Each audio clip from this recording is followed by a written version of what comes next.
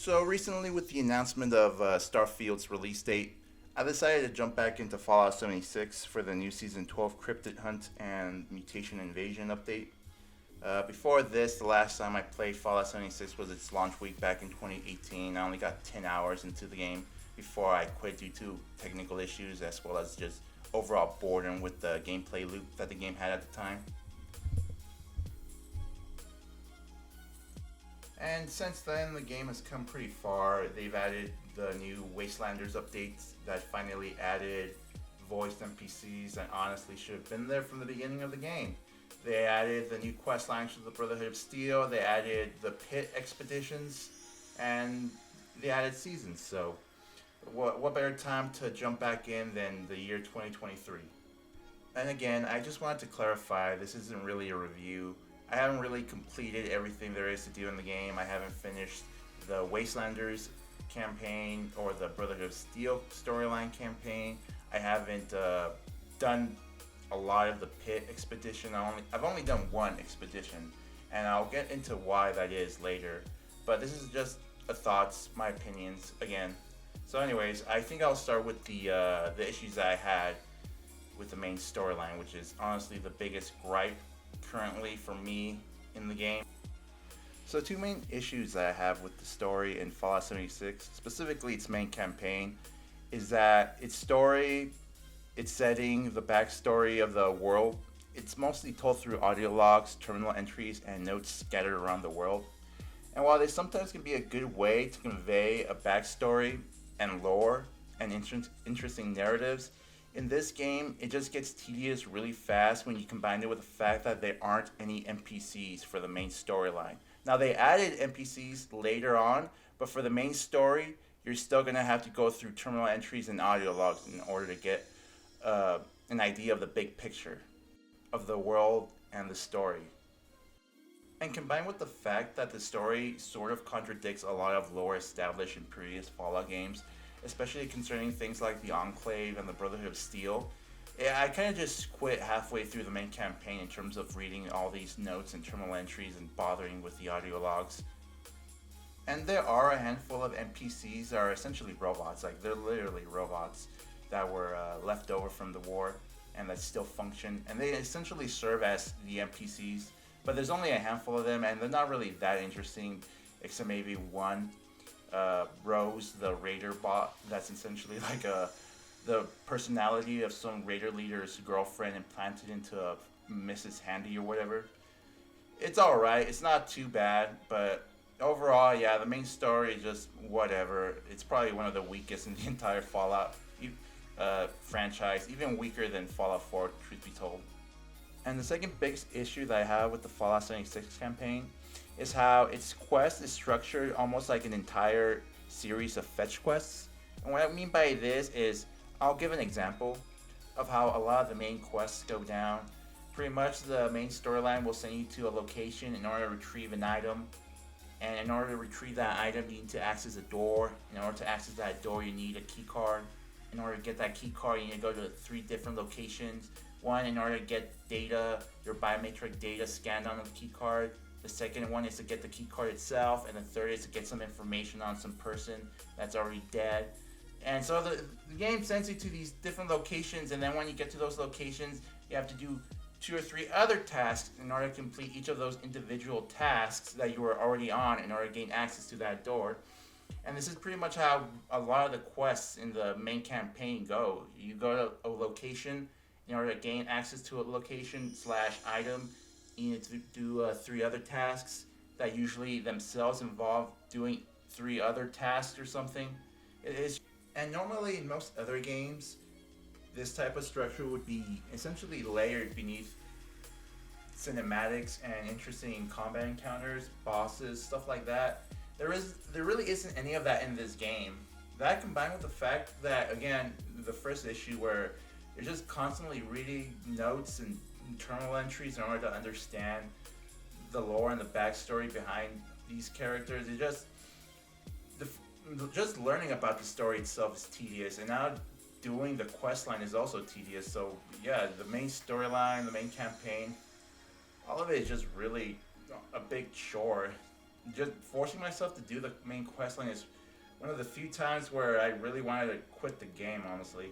And other games usually use a similar questing structure to Fallout 76 main campaign, but in those games it's usually layered beneath interesting dialogue or cinematics, or again, interesting encounters in new areas, bosses, stuff like that.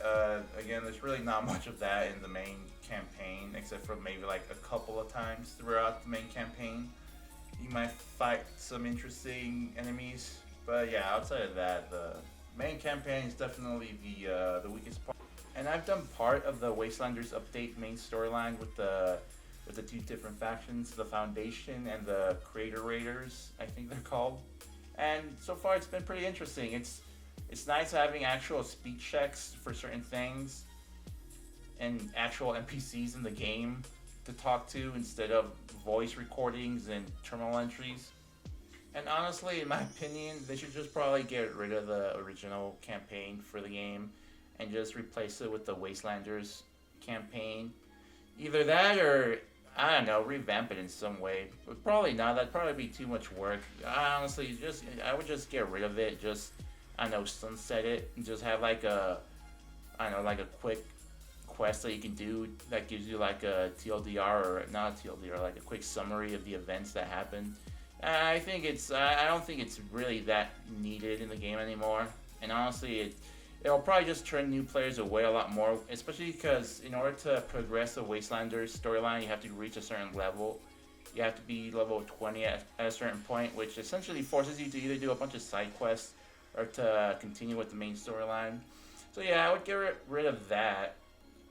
The second issue that I have with Fallout 76 is the technical side. It's not as bad as it used to be when it launched, but visually the game doesn't look great. It looks a lot. I wouldn't say it looks a lot worse, but it's definitely not as good looking as Fallout 4 at max settings, even without mods. And outside of the dated visuals and some occasional server lag, I never really encountered any major technical issues, I guess, with the game. I didn't crash literally once since coming back for this update in like the 50 plus hours that I played.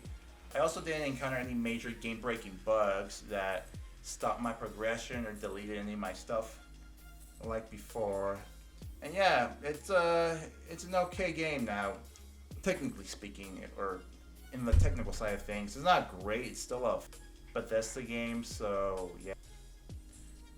And on the positive side, I guess one of the big things that Fallout 76 does well is its build variety. The perk card system is pretty interesting. It's a lot better than the Fallout 4 perk system. And the reason why I think it's a lot better is just there's a lot more variety in terms of perk choices. It definitely opens up a lot more builds. That combined with the weapon variety lets you do some interesting things. For example, in Fallout 4, if you wanted to do a shotgun build, you really just went like all into the rifleman perk. And all that really did was just a flat damage increase. It was kind of boring.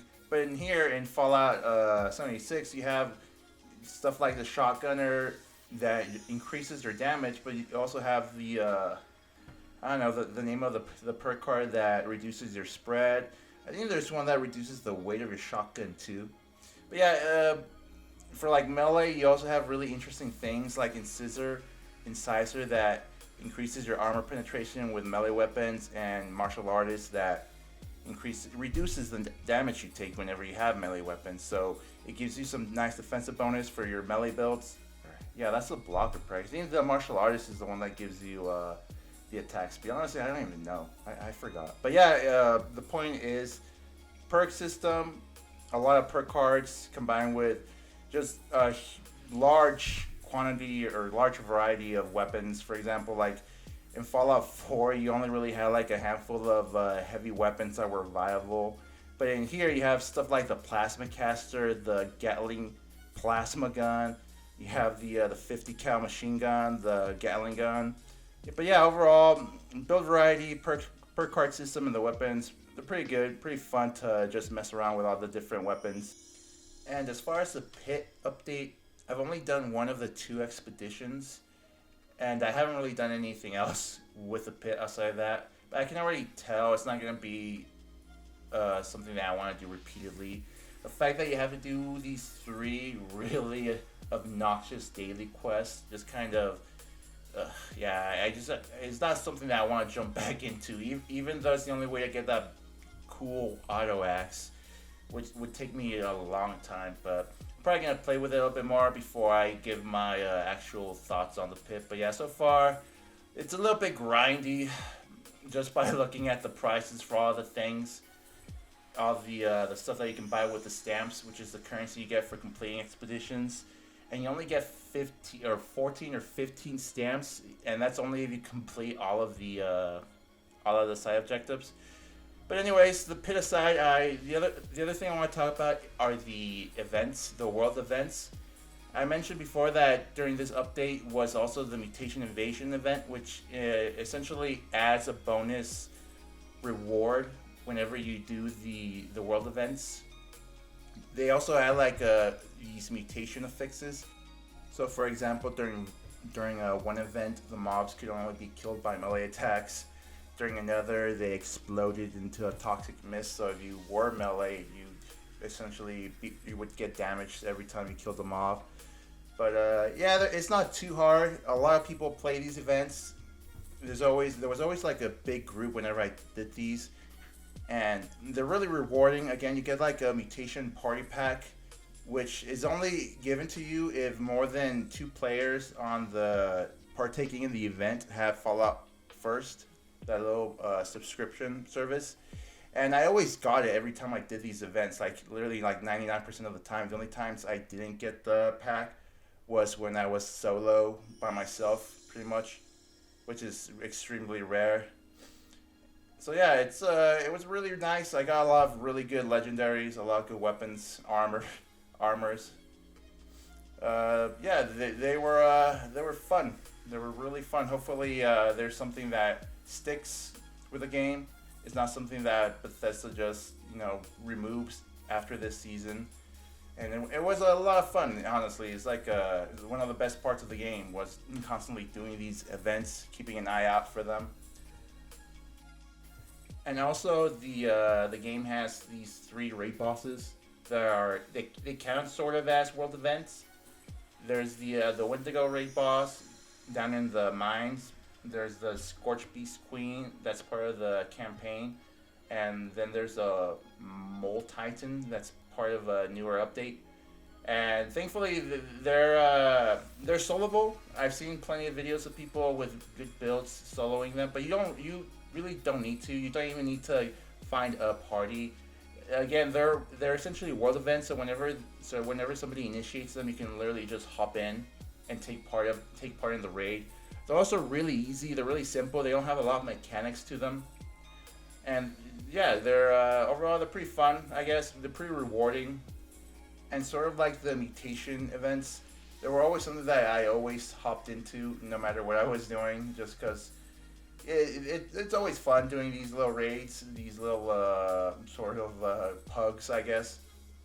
But yeah, world content, world events, raid bosses, really good stuff, really fun stuff. Honestly, probably some of the best part of the game, in my opinion. The stuff that elevates it. If the game didn't have these like world events or these raid bosses, I probably wouldn't be that good. But I mean, obviously, the game's gonna have them. It's essentially an MMO light. So yeah, pretty fun stuff. In terms of the microtransaction store, it honestly isn't bad, like at all. It has convenience items like repair kits and things like that, and obviously Fallout First comes with an unlimited capacity for scrap, which is something that you're gonna accumulate a lot, especially if you're like a hoarder that just constantly wants to loot everything. But the Atomic Shop wasn't that, how would I say, pay to win at all. Like even the convenience even like the utility items such as the fridge aren't that great. In fact, they're pretty bad. But yeah, and on top of that, the currency for the Atomic Shop is really easy to get just by playing the game. I think I got over like 2,000 of them just by playing, and then I spent them on the useless power armor displays because I thought they would remove the power armor that I put on the display, it would remove it from my stash and free up space. But it didn't. It still counts as inside the stash, so I kind of just wasted my points. But again, it's not that big of a deal. It's like so easy to earn these things. At least for now. I don't know if like as I play the game and I complete more and more of these challenges or like these scoreboard events, if eventually I'll start running dry on them. But yeah, overall, Fallout 76, it's come a long way, and I think at this point it's fair to say that it's a good game. If I had to give it a score, I would give it a 7 out of 10. But again, this isn't really a review. This is just my sort of thoughts and opinions on the game. Again, there's a lot of content in it that I still haven't completed.